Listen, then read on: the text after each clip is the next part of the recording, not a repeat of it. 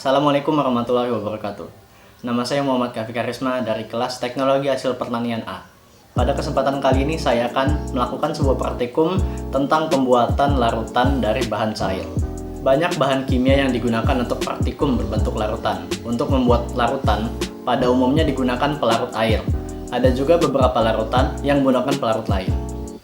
Hampir semua proses kimia berlangsung dalam larutan, sehingga penting untuk memahami sifat-sifatnya. Larutan adalah suatu yang penting bagi manusia dan makhluk hidup pada umumnya. Reaksi-reaksi kimia biasanya berlangsung antara dua campuran zat, bukannya antara zat murni. Oleh karena itu, praktikum ini bertujuan agar dapat mengetahui tahapan proses pembuatan larutan dari bahan cair dan mampu membuat larutan tersebut. Pertama-tama sebelum melakukan praktikum, kita harus menyiapkan alat dan bahan. Alat yang digunakan adalah sendok, gelas ukur, dan gelas reaksi.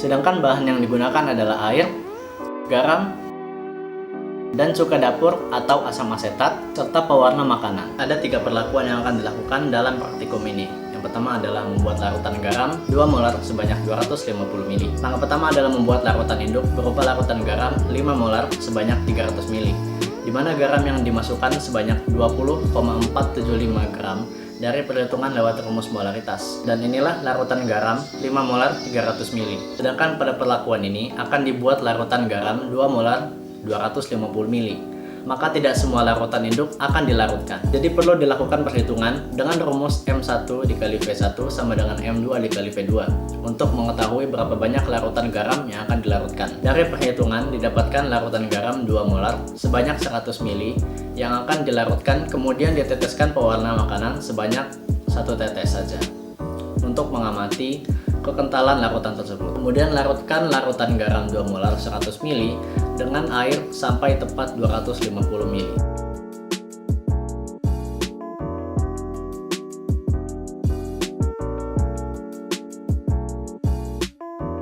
Pada perlakuan kedua adalah membuat larutan asam asetat 3 molar sebanyak 250 ml.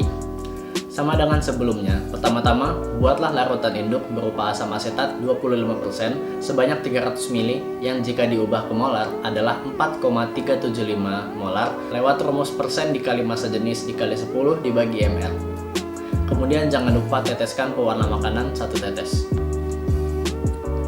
Pada perlakuan kedua ini hanya akan digunakan sebanyak 171,42 ml asam asetat dari larutan induk yang didapatkan dari perhitungan rumus M1 dikali V1 sama dengan M2 dikali V2. Selanjutnya, larutkan larutan asam asetat 3 molar sebanyak 171,42 ml dengan air sampai tepat 250 ml.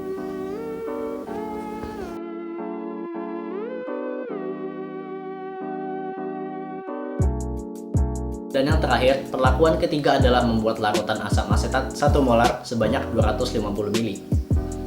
Dari larutan induk yang sudah dibuat, pada perlakuan ketiga ini hanya akan digunakan sebanyak 57,14 ml asam asetat yang didapatkan dari hasil perhitungan rumus M1 kali V1 sama dengan M2 dikali V2. Selanjutnya, larutkan larutan asam asetat 1 molar sebanyak 57,14 ml dengan air sampai tepat 250 ml.